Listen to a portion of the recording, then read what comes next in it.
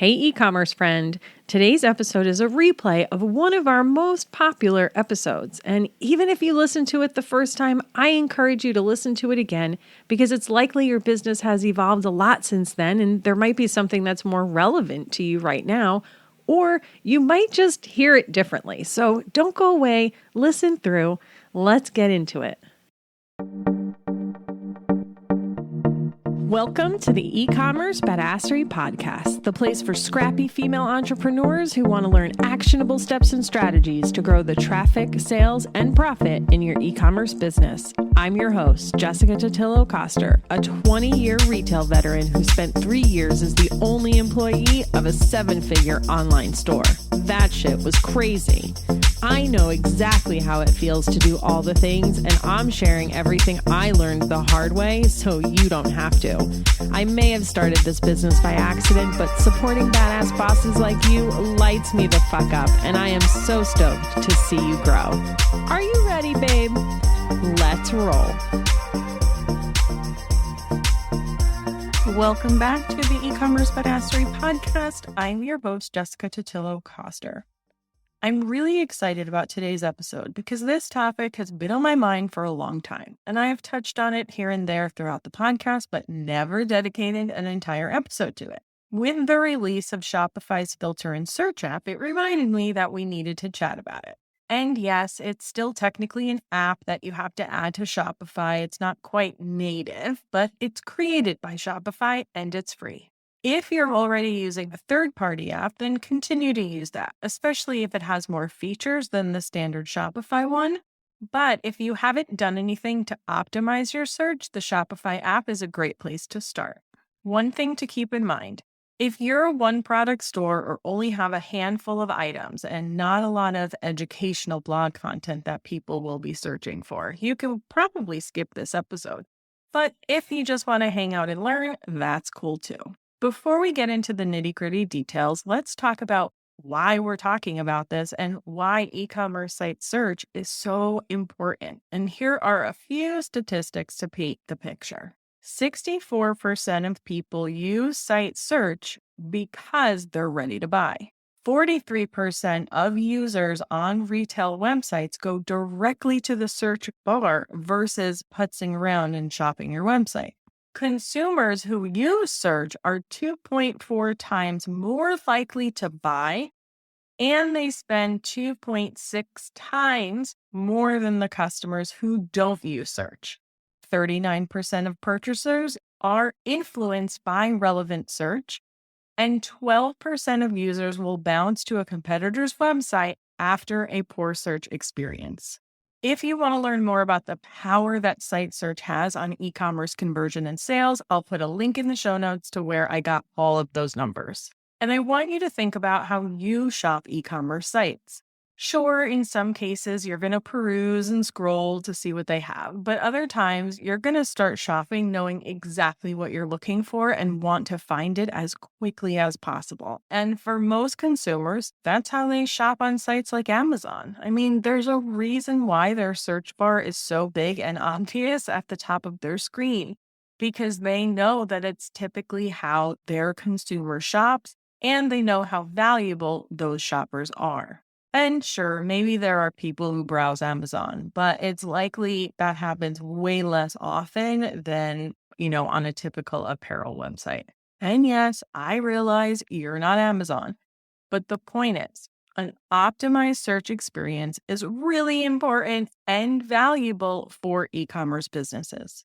All right, so now that you're convinced, let's talk about what controls you have and the common ways you can improve the search function for your site visitors. But before we get there, you have to understand how the Shopify search engine works. So the engine, by default, will search products, pages, and posts. And then within those different content types, there are different fields that are looked at. For products, it's titles for parent products and variants, description, product type, product vendor, product tag, variant barcode, and variant SKU. For pages, it's title and body, and for articles, it's title, body, author, and tag. Some themes will either give you a choice of which content types you want to search, it'll be in your theme customizer, or they'll limit it to products only by default. And then the Shopify site search engine has something called typo tolerance, which means it will include items that differ from the search term by one letter or have two letters in a different order. This does not kick in unless the first four letters are correct and it doesn't work with product tags. If the search term in question is included in one of the other fields mentioned earlier, you're fine. But if it's only in a product tag for some reason, the typo tolerance won't work. And it also is only supported when English is the theme language. And I'll stick a link in the show notes if you want to learn more about how the front end Shopify search works. All right, so now that you know what data Shopify is looking at, now we can work through how to optimize that. And while you can certainly revisit your product titles, descriptions, and tags for this, there are also some back-end optimizations you can do that won't change the content on the front of your website at all. In a typical search optimization strategy, you have 5 main tactics that you can use. Some of these are not necessarily functions of the Shopify app. They may be theme specific or require a third-party app that does have the feature. And I'll let you know the details as we go through. But ultimately, I say if it's extra and not included by default, it's probably a nice to have versus a necessity. So don't feel like you have to implement it just because you heard me talk about it here. First up are synonyms and misspelled words. And yes, this is available in the Shopify search and filter app. This is pretty obvious, right? Essentially, you're just telling the site search engine that if someone searches for one word, it also means this other word. In my previous day job, we had a lot of synonyms and a lot of misspelled words. We would update this weekly based on what was getting 0 search results or common searches that we saw coming through. When it comes to adding synonyms for your site search, think about not only the product itself and how people describe them, but also the way they would describe a color or write out a size. As I mentioned, you do have typo tolerance by default, but more intentional synonyms for misspelled words certainly doesn't hurt. For example, pants could also be trousers or slacks. I hate the word slacks. Or maybe you sell products with profanity on them, my favorite kind of products. Then you may want to create a synonym for profanity, swears, and curses. If you sell t-shirts, maybe you spell it out T-shirt in your product name, but then your customer comes and searches for a T, like TEE. Maybe you add your product sizes as X-large, but the customer is searching for XL.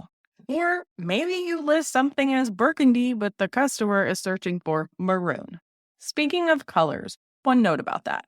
When you're adding filters to your store, which is not really what we're talking about today, but when you do that, if you sell products that have specific color names from the vendors like raspberry, merlot, or jet black, you can use those names for the variant, but group all of those together for your filters into classic names like red, black, yellow.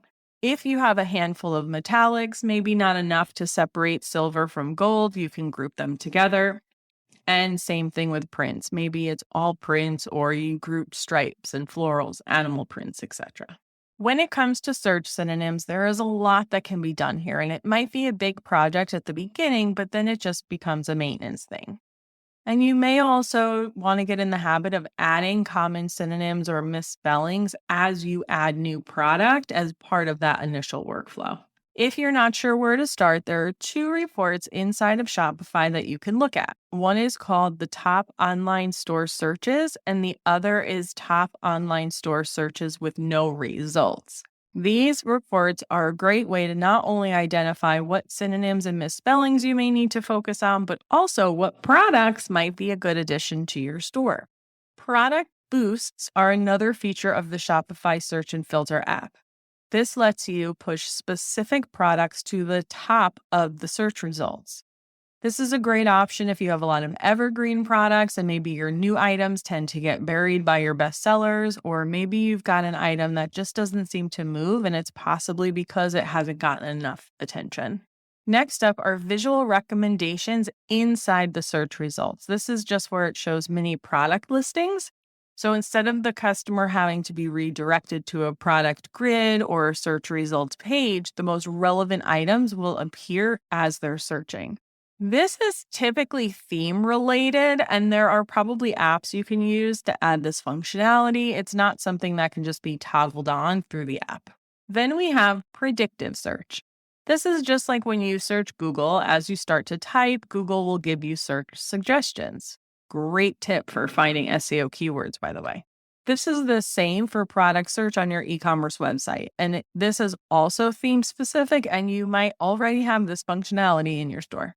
And then lastly are redirects. This is something we used a lot in my previous day job, but it's not native to the Shopify search app. And if you have a good set of synonyms, it's probably not necessary. But essentially, it's where you set a specific collection or page you want someone to go to when they search for a specific term. So now that you're showing your customers the most relevant search results, you'll want to make sure that they can easily filter and sort the results they've got. We're not going to go into all the details of that here. I'll add that to the to record list. But essentially, you want to make sure that once they get to the page of search results, they can easily filter it even further if they need to. I already touched on how to properly create color filters, but you'll also want to think about adding filters for price, reviews, product availability. If you need to add custom filters that aren't available through native Shopify filters, you can use meta fields to create those. For instance, if you want to create a filter for fabric options. Prior to Shopify 2.0, you did this with product tags, but now it's done with meta fields. All right, so now you know how much more valuable searchers are, and you've got your results optimized. But how do we actually get more people to use the search function? Well, that really comes down to visibility. As I mentioned earlier, there's a reason why Amazon's search bar is so big. And if you look at most larger websites, they all have a similar size search bar, even on mobile. I haven't personally come across a Shopify theme that has a search bar like that. It usually just has a magnifying glass option, but in most cases, that will be fine. The biggest thing to look out for is that on mobile, ideally your search isn't hidden inside the menu. That's going to be theme specific. And I do know that Impulse by Archetype, which is one of my go-to themes, has the search icon front and center on mobile. Of course, this is something you can change with the help of a developer. Is it going to revolutionize your business? Probably not. So I wouldn't worry too much about it right away. But if you do have a really big product assortment, it's something you might want to consider for the future.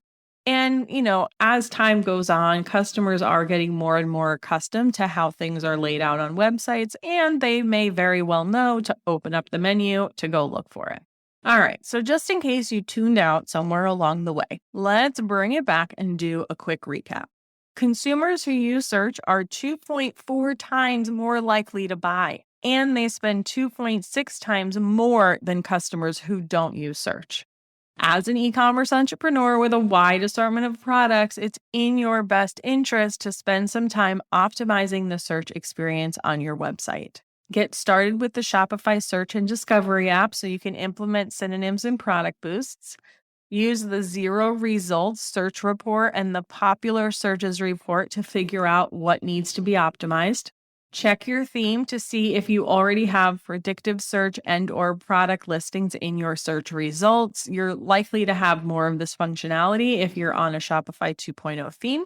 If you think you need more functionality like redirects and product recommendations, look into an advanced search app. Don't forget to include filters and sorting for your results to make it easier for the customer to find what they're looking for. And then lastly, try and make sure your search function is as easy to find as possible. And that's a wrap on today's episode. Thank you so much for hanging out with me today, and I'll see you on the flip side, friend. Thank you so much for listening to today's episode. If you like what you heard, I'd be so grateful if you'd leave a review on Apple Podcasts, and don't forget to subscribe so you never miss an episode. And if you're looking to surround yourself with more product entrepreneurs who totally get your life right now, get your booty on over to the eCommerce Badassery Facebook group. Can't wait to see you there. Until next time, e-commerce friends, stay badass.